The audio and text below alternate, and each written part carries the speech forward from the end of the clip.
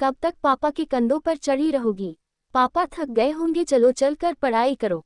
Mummy की जोर से आवाज आई। मैं जहां थी वहीं की वहीं रुक गई। पापा पलटे और मम्मी को धीरे से डांट लगाते हुए बोले, क्या करती हो? मेरी बेटी को डरा दिया। चली जाएगी पढ़ने, अभी तो मेरे पास आई है।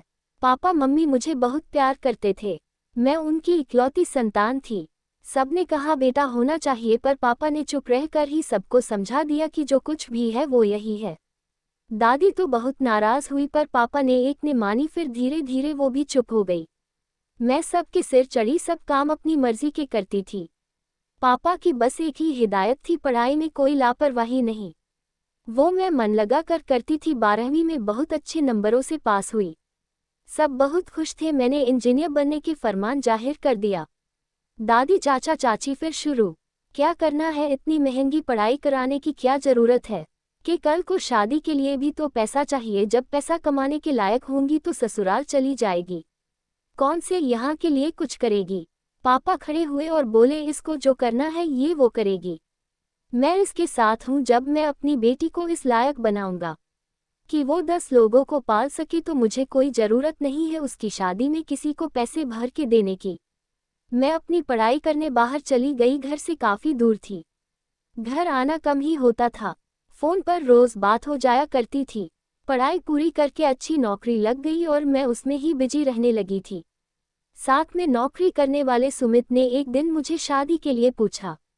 माँ और पिताजी की रजामंदी से। फिर कुछ समय बाद रात को 2 बजे माँ का फ़ोन आया। वो लगातार रोए जा रही थी। पिताजी को हार्ट अटैक आया था। वो हॉस्पिटल में थे। मैं फटाफट फ्लाइट लेके वहां पहुंची और माँ को संभाला। धीरे धीरे पापा ठीक होने लगे। मुझे महीना भर हो गया था यहाँ आए। सुमित बार बार मुझे वापस आने के लिए कहते थे, पर पापा की हालत अभी ठीक नहीं थी। फिर माँ भी अकेली थी। पैसे की भी परेशानी थी। पापा ने अपने बुढ़ापे के लिए कुछ बचाया ही नहीं था। सब मेरी पढ़ाई और परवरिश पर लगा दिया था। मैं उनको इस हाल में छोड़कर जाने की सोच भी नहीं सकती थी। इतनी छुट्टी होने के कारण मेरी नौकरी छूट गई। सुमित बहुत नाराज हुए, पर मुझे उसका कोई अफसोस नहीं। वो अभी भी मुझसे बार बार वापस आने के लिए ही कहे जा रहे थे। मैं उनको सारी परिस्थिति बता चुकी थी, फिर भी वो एक ही बात पर अड़े हुए थे। माँ हमारी ये नोक-झोंक देखकर बड़ी परेशान थी। बार बार मुझे कहती, चली जाओ, मैं हूँ यहाँ पापा की सेवा करने के लिए। सेवा तो वो कर लेगी, पर इतना खर्चा जो हो रहा है वो कहाँ से आएगा? मैं वापस सुमित के पास आ गई, पर मेरा दिल वही अटका हुए था।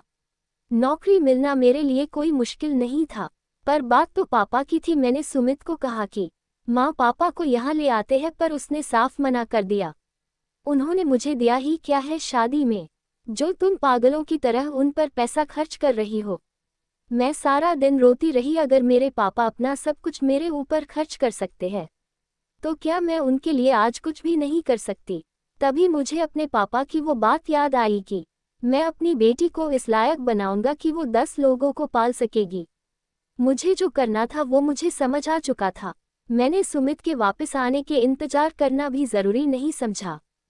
फटाफट फ्लाइट पकड़ी और पापा के पास आ गई। माँ मेरा चेहरा देखकर ही समझ गई कि कुछ तो हुआ है। सुमित के फ़ोन आते रहे कि तुम ये सही नहीं कर रही हो, पर मैंने उसको कह दिया, मेरे लिए सबसे पहले मेरे माँ बाप है। जब मेरे पापा ने मेरी खुशी के आगे किसकी नहीं सुनी, तो आज मैं उनके सामने किसी को नहीं देखूंगी। मैं वही करूंगी जो मुझे आज करना चाहिए। आपको क्या लगता है, क्या इसने सही किया है या फिर गलत किया अपने पति को छोड़कर? हमें कमेंट करके ज़रूर बताएं। पार्ट 2 के लिए हमें कमेंट करें।